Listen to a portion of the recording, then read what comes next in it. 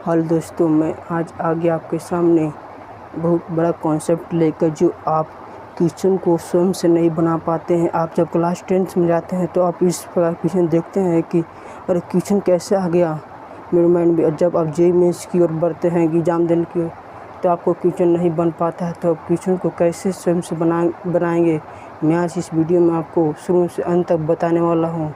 मतलब 0 लेवल से high level बताने वाला हूँ। इस वीडियो का अंत तक देखिएगा। अंतःविभाजन, बाह्य विभाजन, मन बिंदु का सवाल कैसे बनाया जाता है, मतलब क्वेश्चन में कैसे दिया जाता है, जो आप इस वीडियो में आप देखिए। तो सबसे पहले आप जानते हैं कि अंतःविभाजन और बाह्य विभाजन मतलब इसे एक्सटर्नल और मिड पॉइंट और इंटरनल मतलब इसका इंग्लिश होता है। तो आप देखिए यहाँ पर, इससे पहले इसके रेखाखंड खींचेंगे। मैं इस रेखाखंड का नाम देंगे मैं ए, और यहाँ पर बी, और यहाँ पर मैं कोई बिंदु लिया पी। तो यहाँ पर मैं आप बिंदु लेंगे 1,2। तो यहाँ पर लिया मैंने क्या बिंदु लिया है, 1,2 लिया। तो यहाँ पर मैं लिया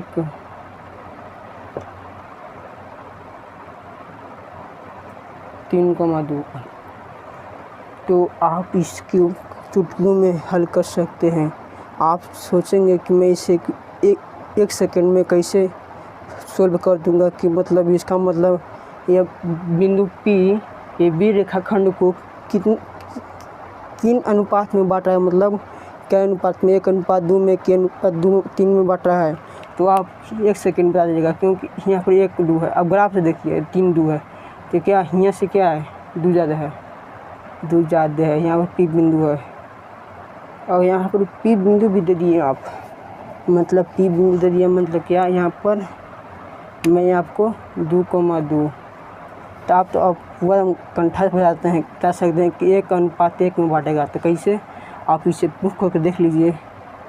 अब जानते हैं कि mx2 इसका विभाजन सूत्र जानते हैं, अंतःविभाजन के आप प्रूफ भी किए हैं।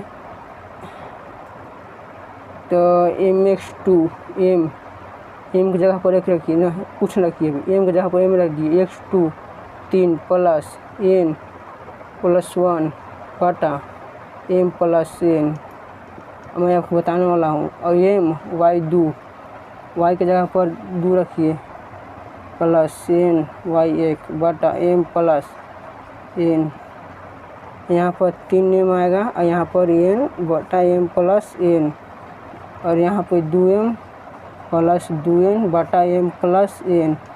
आप इसे अब 3m plus n plus n है, तो इसके जगह पर ई बिंदु रखिए, क्योंकि यह बिंदु संतुष्ट करेगा इसको, ये बिंदु संतुष्ट करेगा इसको। तो 3m plus n, 2m plus 2n, इस जगह लाइए तो m इधर n, तो m बटा n क्या नहीं आया 1:1। क्या ये गलत है? मैं आपने इसे सॉल्व किया सेकंडों में, और जो क्वेश्चन सॉल्व करें आप 5 मिनट में। तो मैं कैसे किया इसको, क्योंकि 1,2 है, 3,2 है। तो इस ग्राफ से भी आप देख सकते हैं, आप अनुमान भी लगा सकते हैं कि क्या यहाँ पर y x से लंबा दूरी क्या है, 2, यहाँ पर 2 बराबर है, भाई बराबर है। आप फ्यूचर में देखते हो कि यहाँ पर अलग अलग होता होगा, लेकिन वह कैसे किया जाता है, ग्राफ के द्वारा खींच के किया जाता है। मैंने ग्राफ से उसमें अनुमान लगाया जाता है, फिर क्वेश्चन को वहाँ बनाया जाता है। मतलब ग्राफ से मैंने उससे अथी किया जाता है पेंसिल खींच के, और तब फिर वही क्वेश्चन को ग्राफ में अथी में कन्वर्ट किया जाता है कॉपी किताब में। तो यहाँ पर क्या हुआ, 1:1 में विभाजित हो गया। आप इससे बाद अब मैं यहाँ पर बिंदु ले लूँगा 2,3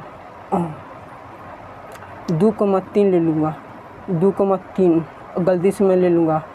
तो क्या ये बिंदु इसको संतुष्ट करेगा? नहीं, क्योंकि यह इस रेखाखंड पर होबे नहीं करेगा। 2,3 इसको ऊपर होगा, 2,3 क्या होगा, इसके ऊपर होगा। तो इस पर होबे नहीं करेगा, तो विभाजन होबे करेगा, तो फिर इसका नहीं होगा। आप इसे बाह्य विभाजन देखिएगा, यदि पी बिंदु इधर रहेगा, यदि आप सोचेंगे यहीं से यह बाह्य विभाजन हो जाए, और यहीं से मेरा अथी बाह्य विभाजन आए, तो क्या m/n क्या आएगा, माइनस में आएगा, यहाँ से नहीं आएगा। जब इसको इधर लीजिएगा ना, इसके बाहर लीजिएगा, माने ये वाला यहाँ पे रहेगा ना, यहाँ पर, तब बाह्य विभाजन होगा। मतलब यहाँ पर ई इसको एक ए पी अनुपात VP कटेगा। और मध्य बिंदु में तो जानते हैं कि P, यदि मध्य बिंदु देखते सकते हैं तो मध्य बिंदु भी एक आएगा, और 2 आ गया, और 2 2 4 और बटा 2। अब सो गाइस समझ गए होंगे कैसे मैं आज इस वीडियो में एक ही अक्षी रेखाखंड में आपको बता दिया कि किस प्रकार से अंतर विभाजन होगा। तो यहाँ पे अंदर में P एक बिंदु होगा, बाहर विभाजन हो रहा है तो बाहर में बिंदु कौन बिंदु ले लीजिए, कोई भी बिंदु आप ले सकते हैं। और यदि आप इसके और यदि अंतर विभाजन हो रहा है, यदि यहाँ पर ये रेखाखंड लिया, ये इस पर ये बिंदु नहीं है तो यह अंतर विभाजन नहीं होगा। आप खुद से जांच कीजिए, ज़्यादा टीचर पर भरोसा रखने के लिए जरूरत नहीं है, आप खुद से प्रयास कीजिए। थैंक्स।